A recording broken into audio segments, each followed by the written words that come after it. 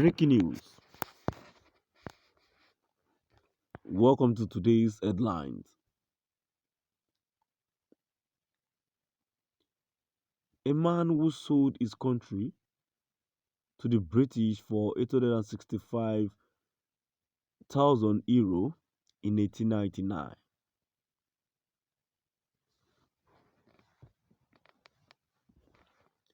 A man who sold his country to the British for 865,000 euro in 1899. To my dear listeners from wherever you're listening from, please stay tuned as I read today's news.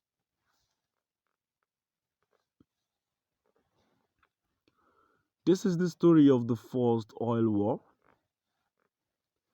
which was fought in the 19th century in the area that became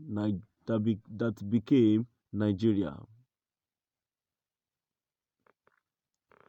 All through the 19th century, palm oil was highly sought after by the British for use as an industrial lubricant for machinery.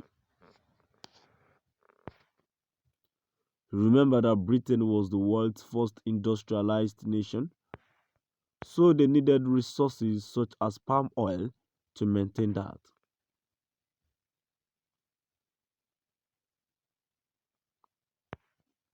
Palm oil, of course, is a tropical plant which is native to the Niger Delta.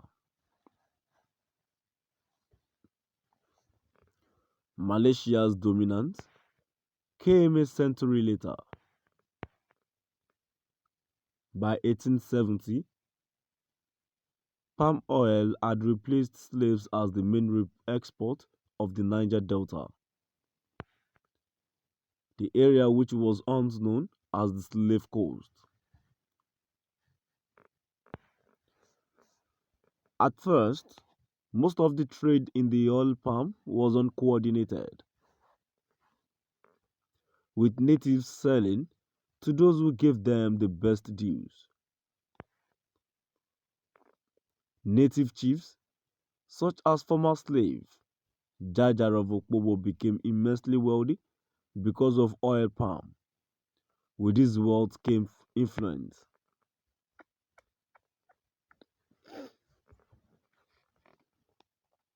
However, among the Europeans, there was competition for who would get preferential access to the lucrative oil palm trade. In 1879, George Goldie formed the United African Company (USA), which was modeled on the former East India Company. Goldie effectively took control of the lower Niger River. By 1884, his company had 30 trading posts along the lower Niger. This monopoly gave the British a strong hand against the French and Germans in the 1884 Berlin Conference. The British got the area that the USA operated in included in their sphere of influence after the Berlin Conference.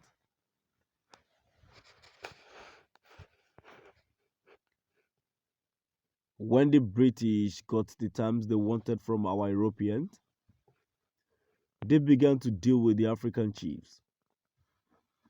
Within 2 years of 1886, Goldie had signed treaties with tribal chiefs along the Benue and Niger rivers, whilst also penetrating inland.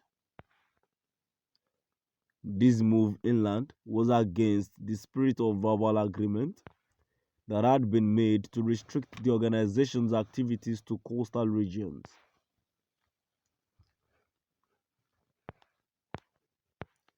By 1886, the company name changed to the National Africa Company and was granted a royal charter, incorporated.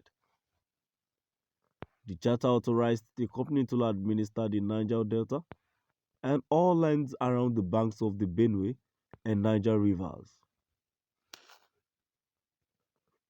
Soon after, the company was again renamed. The new name was Royal Niger Company, which survives as Unilever till this day. To local chiefs, the Royal Niger Company negotiators had pledged free trade in the region. Behind, they entered private contract on their terms because the deceitful private contract were often written in English and signed by the local chiefs.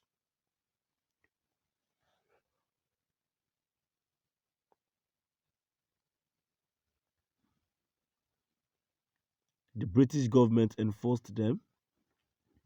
So, for example, Jaja of Okpobo, when he tried to export palm oil on his own, was forced into exile for obstructing commerce. As an aside, Jaja was forgiven in 1891 and allowed to return home, but he died on the way back, poisoned with a cup of tea.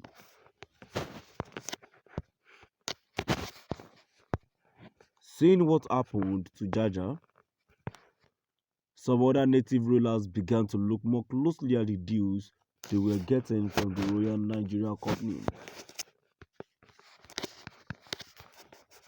Now, to my dear listeners, we've come to the end of our today's news. Please do drop out the comment section and let's know what you